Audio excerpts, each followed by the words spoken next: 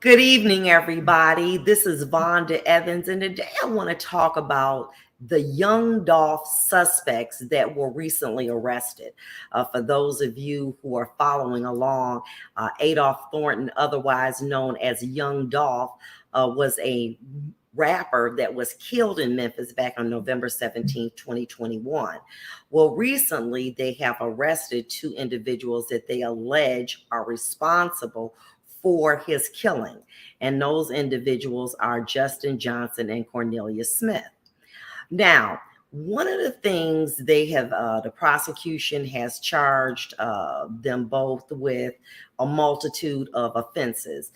First degree premeditated murder, which is a life imprisonment sentence, attempted murder, larceny, more than $10,000 but less than $60,000, related firearms offenses, and being in possession of a firearm when they were ineligible to do that. Now, one of the things that the people have to show the prosecution, they have to show each and every element beyond a reasonable doubt. We got that. But what they also have to be able to show, and they're going to have to be able to prove, is that these individuals were the ones that were in fact responsible. Now, the defense attorney is going to be asking for what we call a witness identification instruction. And what does that mean? Well, basically, what they're going to do, and the judge will instruct them, is to the following. When you make a determination of whether or not the prosecution has proved each and every element beyond a reasonable doubt, and that these are the individuals, how long the witnesses, the eyewitnesses, had to view the suspects. Well, we know that there was a very short period of time. A couple minutes probably seemed like seconds. The lighting, it was a November day. It's pretty good lighting. The length of time that they had to actually make an observation. Now, let's take a look at what they've seen. We know that both of them have gym shoes on. They have gray sweatpants on. You can't see this, but they also have gloves on their hands, as well as a hat, as well as masks covering their face.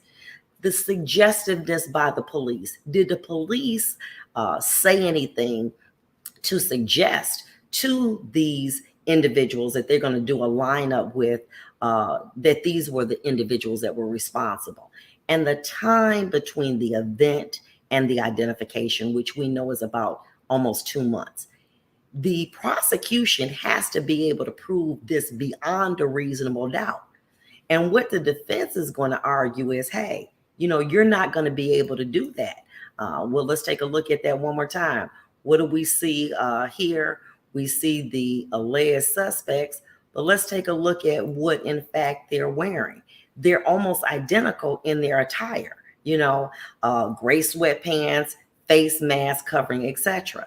So there's going to be a challenge. Normally in these cases, however, the prosecution will put forth witnesses that are going to be cooperating, witnesses that somehow maybe one of them made statements to, fingerprints, whether or not there were prints that were found on the vehicle, etc., as well as telephone recordings, whether or not, they texted somebody, emailed something, etc.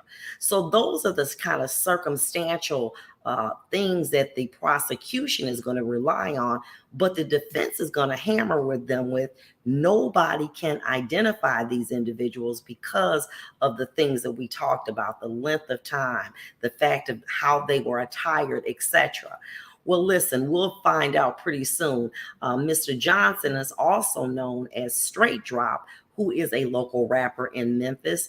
And recently, Yo Gotti's attorney, Art Horn, was hired and then quit regarding the representation. So we'll see. I'll keep you posted. And this has been Vonda Evans.